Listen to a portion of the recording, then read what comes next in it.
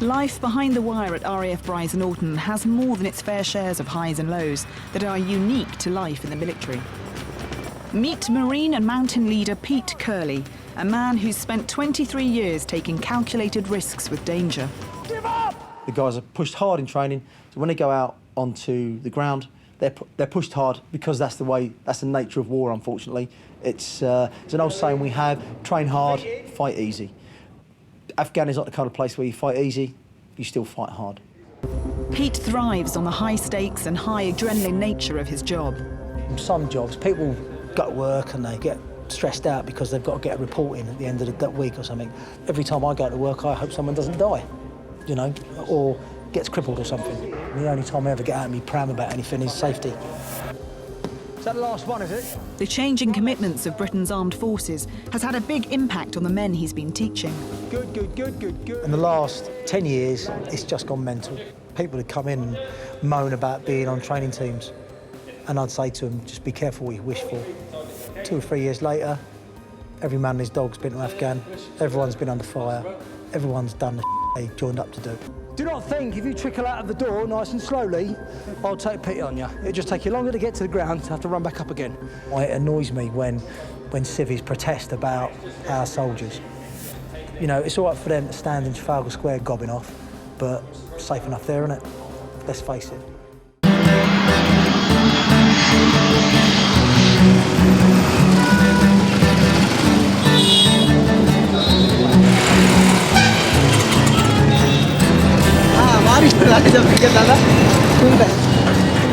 Since we left Wales? We left Wales at 12:30 yesterday afternoon. Over 24 hours ago, yeah? I haven't slept, man. Yeah. Jason Lewis is in town.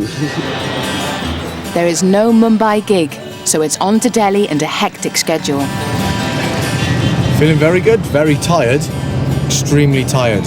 It's been a 16-hour flight with a connecting journey involved in that as well, and it's just been absolutely exhausting.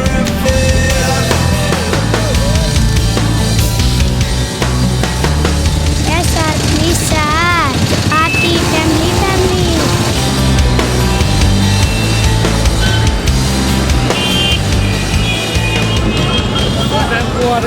Maybe they're not so big in India after all. Great view of Indian slums. Wow, look at that. Look at that eagle. No wonder they keep the curtains closed.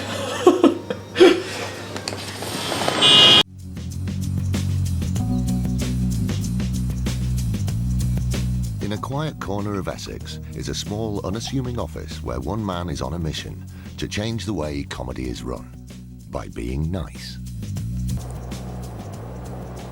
I mean, really, I basically need to know where you stand on it, because obviously we're putting these gigs in and, you know, some of them are good money gigs and everything. The lights may be on, but there's not a comic in sight.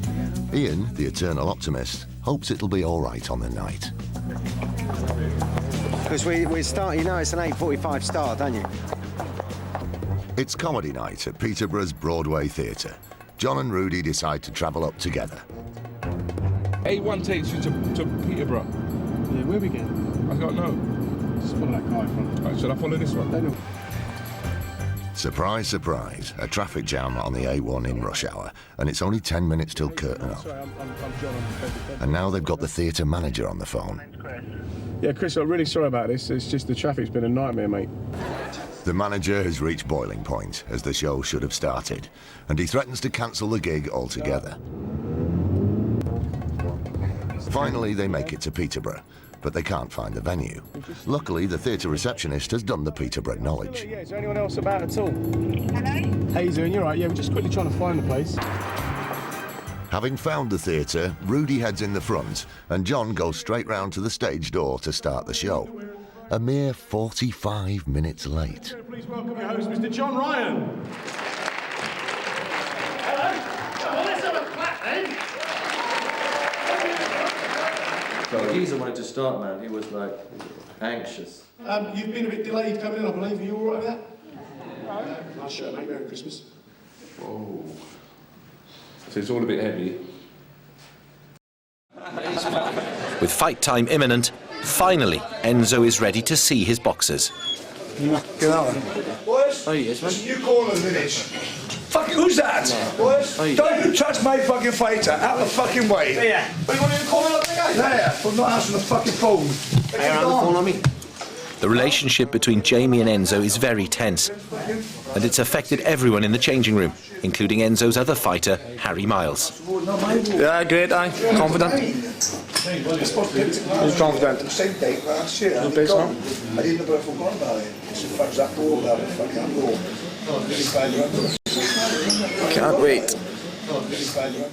Fight time's close. It's time to warm up, but Jamie's not playing. Hey, anybody in? You in? The tension racks up another notch. Do your pad work, come on. Come on, you warmed up now, come on, do your pad. Fuck off. Fuck off, no pad work, fuck off. Fucking hell, it's like fucking dude run on their fucking self. At the age of 17, I suppose I was far too busy being happy. I was at school, I was captain of cricket. I always wanted to fly an aeroplane, and it seemed to me that the cheapest way of learning to fly would be to join the Royal Air Force if they'd have me. So while I was still at school, I wrote to Air Ministry and said, look, I want to fly an aeroplane, and I'm leaving school within a year, can you please give me a job? The whole thing was a gaggle of aeroplanes with tracers and smoke trails. And as I say, then I saw this Heinkel and I thought, well, I better have a go at him. Your mind goes a blank. Deep in the countryside, beyond the reach of motorways, along the west coast of Wales. Hunting is a tradition that stretches back hundreds of years. There are more hunts here than anywhere in the country.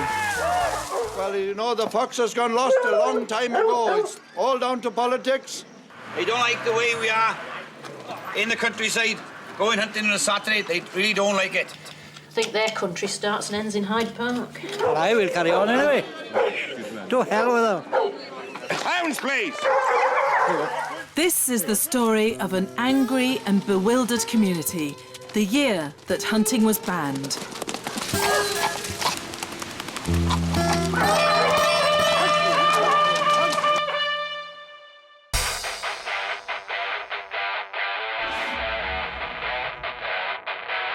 They call it Dog City. I lived there all my life. A hard place to do the right thing. What is your problem?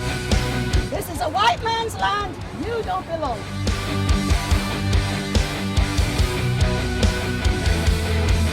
They pissed in the lift.